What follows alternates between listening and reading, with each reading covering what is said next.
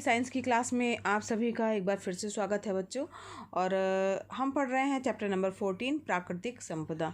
तो बच्चों ये चैप्टर जो है हम पढ़ना स्टार्ट कर रहे हैं और ये नया चैप्टर है। अगर इसके पहले के चैप्टर्स जो है जो कि हमने फिजिक्स और केमिस्ट्री के कंप्लीट किए हैं, अगर आपने अभी तक नहीं देखे हैं तो चैनल की प्लेलिस्ट में डले हुए हैं, उसको देखिए, समझिए और उसके बाद फिर आगे जो है बढ़िए। तो यहाँ पर हम बात करेंगे प्राकृतिक संपदा के बारे में, नेचुरल रिसोर्सेज के बारे में। तो सबसे पहले अगर हम यहाँ पर बात कर रहे हैं प्राकृतिक संपदा की, तो वो है हमारी, सबसे पहले जहाँ हम रह रहे हैं वो है हमारी पृथ्वी। तो पृथ्वी में ही केवल ऐसा एक ग्रह है जहाँ पर जीवन विद्यमान है और यहाँ इसके अलावा और कोई भी ऐसा ग्रह नहीं है पूरे ब्रह्मांड में, सौरमंडल में, जहाँ पर जीवन हो सके।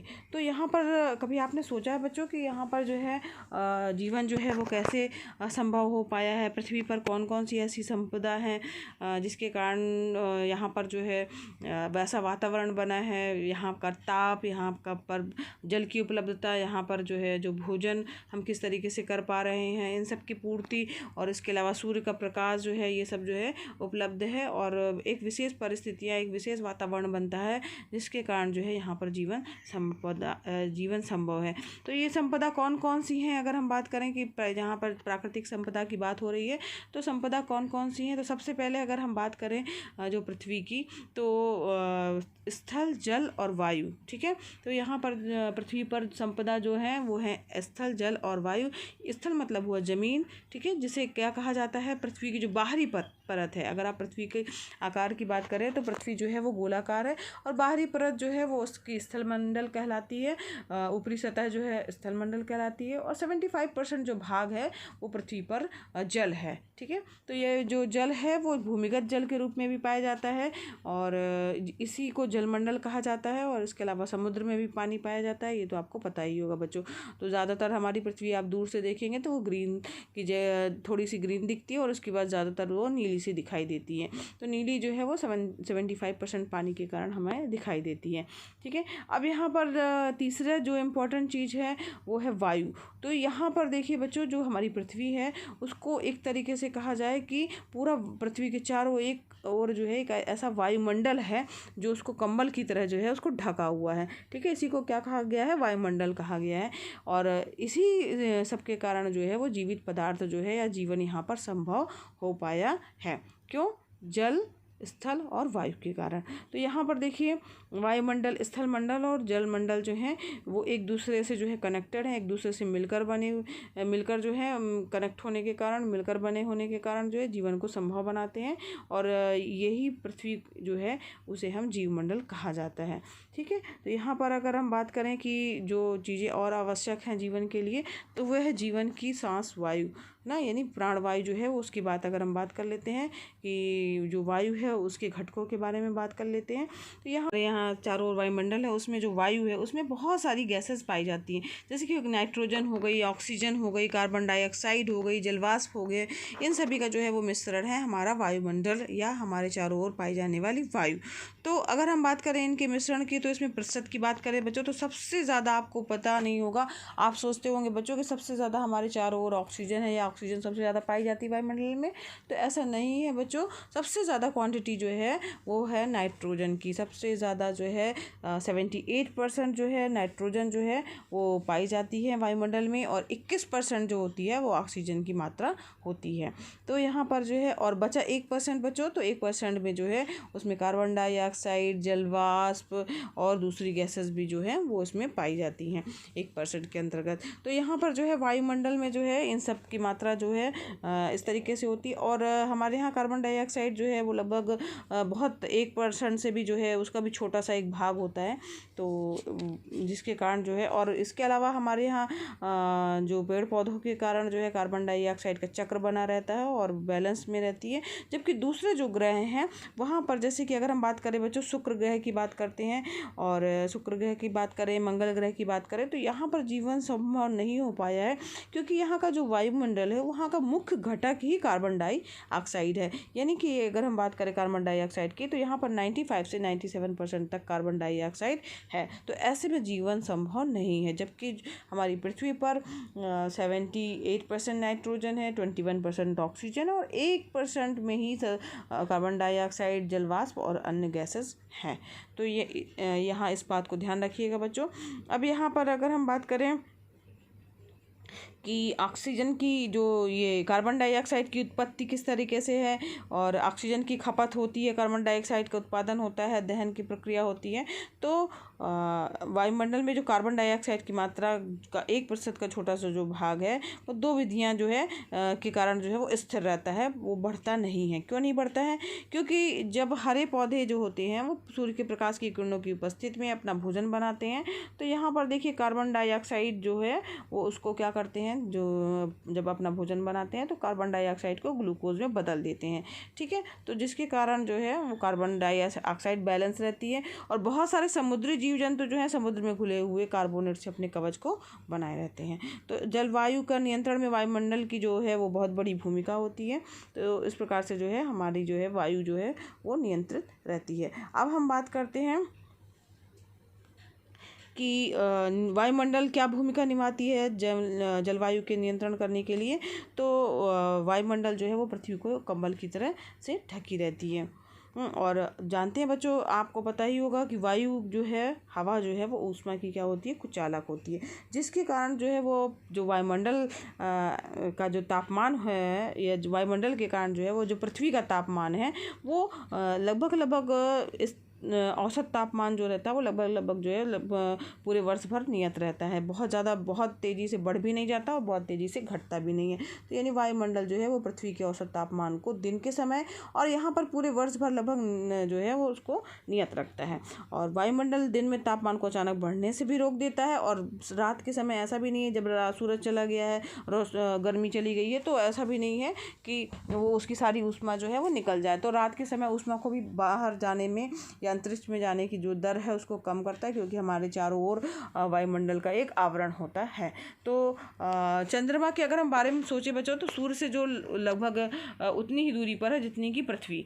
इसके बावजूद भी जो अगर हम चंद्रमा का जो टेम्परेचर, उसकी जो सतह, उसका टेम्परेचर जो है वो -190 डिग्री सेल्सियस से लेकर 110 डिग्री टेम्परेचर रहता है। समझ रहे हैं आप बच्चों? और वहाँ पर वायुमंडल नहीं है। वायुमंडल ना होने के कारण ही इतना ज़्यादा, जब सूरज की रोशनी दिन में तापमान रहता है तो उसका टेम्परेचर इतना ज़्यादा बढ़ जाता है, लगभग 110 डिग्री चला जाता है। और जब जैसे ही सूरज के ढलता है तो टेम्परेचर अपने आप डाउन होना चालू होता है और कहाँ तक चला जाता है, -190 डिग्री तक चला जाता है। जबकि सूरज से दूरी जो है लगभग बराबर है, पृथ्वी की भी और चंद्रमा की भी। तो ये डिफरेंस क्यों है?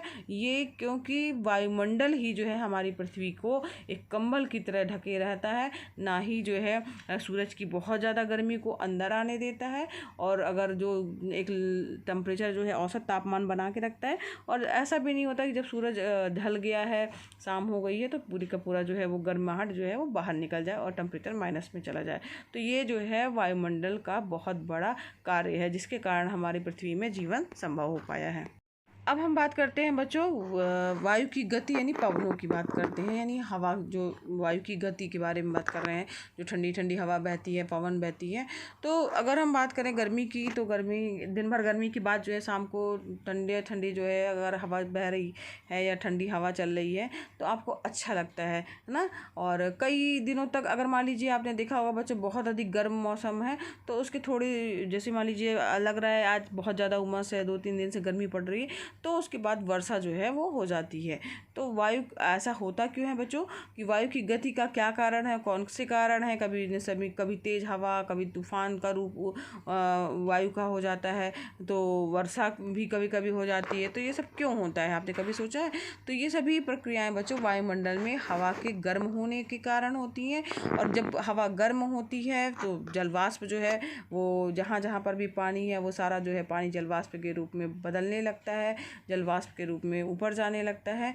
और फिर जब जो हवा है, गर्म हवा से के कारण जो है वो पानी ऊपर जा रहा है, और जब वो बड़ी बड़ी बूंदों के रूप में बन जाता है तो फिर क्या होता है, जब बूंदों के रूप में बन जाता है तो वो धीरे से जो है वो बादल का रूप लेकर के बारिश जो है वो करने का कार्य करता है। तो इस प्रकार से जो है वो बारिश हो जाती है। तो स्थानीय भाग, जलीय भाग से होने वाले विकिरण के परावर्तन, पुनर्विकिरण के कारण वायुमंडल जो हमारा गर्म हो जाता है। गर्म होने पर जो है वायु में संवहन धाराएं उत्पन्न हो जाती हैं, मतलब गर्म हवा जो है एक जगह से दूसरी जगह जाने लगती है, उसका स्थान घेरने के लिए ठंडी हवाएं जो हैं नीचे से आती हैं या दूसरी तरफ से आती हैं। तो इस प्रकार से ये प्रक्रिया चलती रहती है, और इसके कारण ही क्या होता है, जो गर्म हवा जो है ऊपर जाती है, दूसरी तरफ जाती है, और ठंडी हवा उसका स्थान लेती है।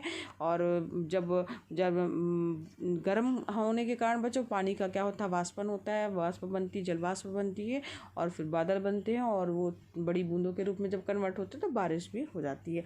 यहाँ पर एक क्रियाकलाप भी बताया गया है कि किस प्रकार से आप देखेंगे, यहाँ पर मोमबत्ती जल रही है, उसके चारों ओर उसके ऊपर अगरबत्ती रखा गया है, और उसमें कहा गया है कि देखिए अगरबत्ती का धुआं जो है वो किस तरफ से जा रहा है, पैटर्न उसका किस तरीके से बन रहा है। तो यही प्रक्रिया जो होती है, इससे हम समझ सकते हैं कि अगर हम बात करें बच्चों तटीय क्षेत्रों की, जो तटीय क्षेत्र होते हैं उसमें अगर आप ध्यान देंगे बच्चों, जो तटीय क्षेत्र होते हैं, तटीय क्षेत्र का क्या तात्पर्य हो, जो समुद्र के किनारे के क्षेत्र हैं जहाँ पर आसपास पानी है, तो स्थल के ऊपर की वायु जो होती है, जो जहाँ जहाँ ज़मीन है वहाँ की वायु तेज़ी के साथ जो है गर्म होकर के ऊपर उठना शुरू कर देती है, और यह वायु ऊपर की ओर उठती जाती है। कम दाब का क्षेत्र जब बन जाता है और समुद्र के ऊपर की वायु जो है वो कम दाब वाले क्षेत्र की ओर प्रवाहित हो जाती है। जो समुद्र के ऊपर ठंडी ठंडी वायु रहती है, क्योंकि जब अगर मान लीजिए सूरज की रोशनी पड़ रही है बच्चों, तो क्या जल्दी से क्या गर्म होगा, सबसे पहले पत्थर, मिट्टी, ये सब पहले गर्म होंगे, पानी थोड़ा देर से गर्म होगा। तो वह क्या होगा कि गर्म हवा ऊपर उठेगी, और जो समुद्र की हवा जो है वो क्या लेगी, उनका स्थान लेने के लिए उधर आ जाती। तो एक क्षेत्र से दूसरे क्षेत्र में वायु की गति जो है वो होने लगती है, यानी पवनों का निर्माण होता है, या हवा चलती है, या हवा बहती है। तो दिन के समय जो हवा की दिशा जो होती है वो समुद्र से स्थल की ओर होती है। समझ में आ रहा है बच्चों?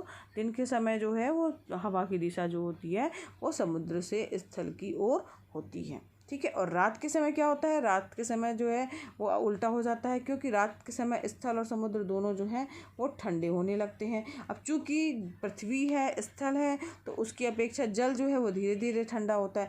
तो पत्थर कहा जाए या पृथ्वी कहा जाए, वो जल्दी ही गर्म होती है, जल्दी ही ठंडी होती है, और पानी धीरे धीरे गर्म होता है और धीरे धीरे ठंडा होता है। तो स्थल की अपेक्षा जो है जल जो है धीरे धीरे ठंडा होता है। इसलिए क्या होता है बच्चों, जो जल है यानी पानी है, उसके ऊपर की वायु जो होती है वो स्थल के ऊपर की वायु से गर्म हो जाती है, और इसके बाद फिर जो है वो गर्म होकर के ऊपर की ओर जाती है, और उसका स्थान लेने के लिए जो है वो ठंडी हवा जो है वो आती है। तो इस प्रकार से जो है आप समझ गए होंगे कि जो है हवाएं जो तटीय क्षेत्र हैं उसमें किस तरीके से चलती हैं, या वायु की दिशा जो है वो क्या होती है दिन के समय और रात के समय, ठीक है। तो ये आपको समझ में आ गया होगा बच्चों।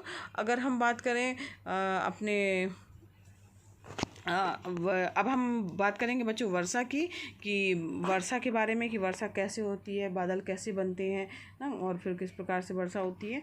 तो इसको बच्चों हम नेक्स्ट वीडियो क्लास में पढ़ेंगे। आज की वीडियो क्लास में बस इतना ही। अगर बच्चों पढ़ाना पसंद आया हो तो वीडियो को ज़रूर लाइक कीजिएगा, चैनल पर नए हैं तो सब्सक्राइब कीजिए, साथ ही बेल आइकन प्रेस कीजिएगा ताकि आपको नए वीडियो का नोटिफिकेशन मिले। मिलते हैं बच्चों नेक्स्ट वीडियो क्लास में।